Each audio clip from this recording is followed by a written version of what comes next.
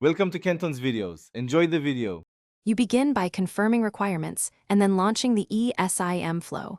This prevents activation failures. Open Settings and search Connections, then SIM Card Manager. Once done, tap Add Mobile Plan. You need the carrier QR or activation details now.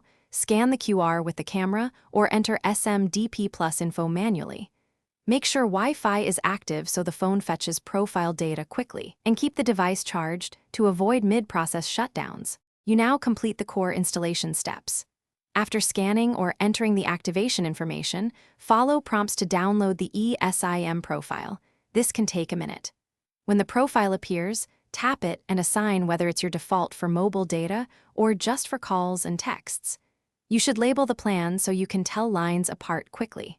Finally, configure mobile data roaming and network mode. This ensures the correct SIM handles data when you travel or use dual SIM feature. You finish by confirming the eSIM is active and working on your S21 Ultra. Restart the phone to finalize profile activation, then check signal strength and the carrier label in the status bar.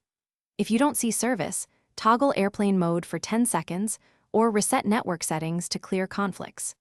If issues persist, contact your carrier with your phone's IMEI so they can reissue the eSIM profile or check QR expiration. This is usually the fastest fix.